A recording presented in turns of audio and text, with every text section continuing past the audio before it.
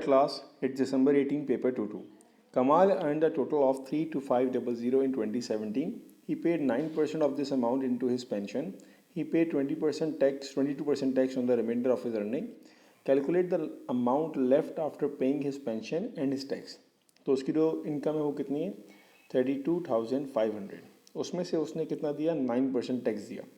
तो 9% टैक्स देने के बाद उसकी अमाउंट बचेगी कितनी.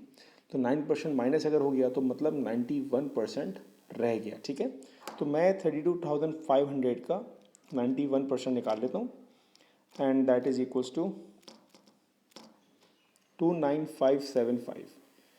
ऑलराइट, अब जो ये अमाउंट आई है इसका क्या हो रहा है 22% इसका टैक्स है. तो 22% अगर टैक्स दे दिया इसका मतलब है बचा कितना. तो आपने 100 में से 22 माइनस किया सो दैट विल बी 78. इसका मतलब अब ये 78% बच जाएगा इसका. ठीक है, तो हम इसको मल्टीप्लाई कर लेंगे 29575 and then divided by 100.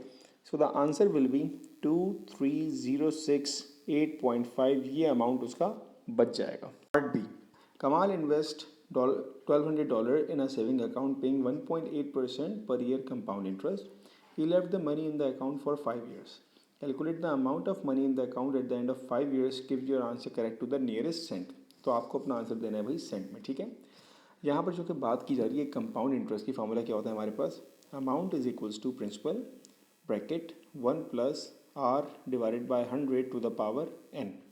Principal क्या है हमारे पास, principal is 1200 bracket open 1 plus rate is what 1.8% divided by 100. Time is what 5 years. Calculate करेंगे इसको.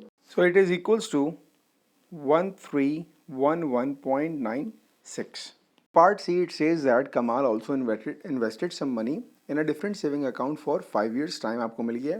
This account paid 2.1% per year simple interest. ठीक है, रेट आपको मिल गया.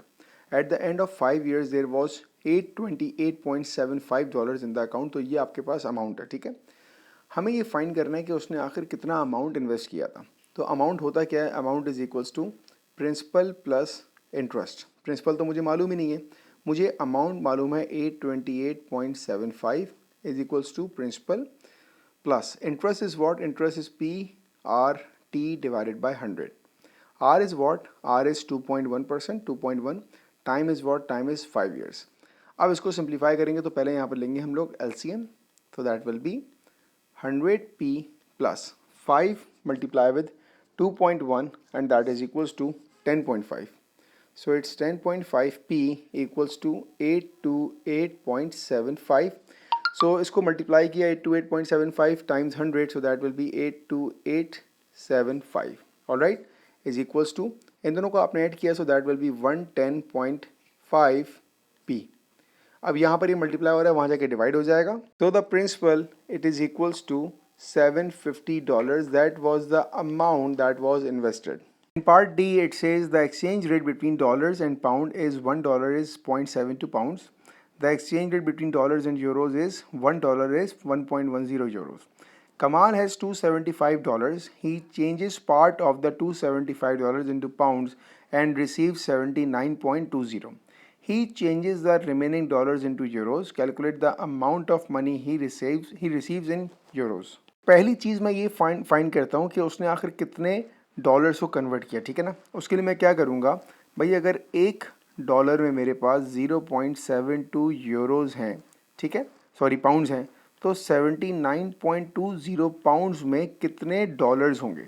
ऑलराइट, तो ये मुझे क्रॉस मल्टीप्लाई से मिल जाएगा. It will be 79.20 divided by 0.72. So that is $110.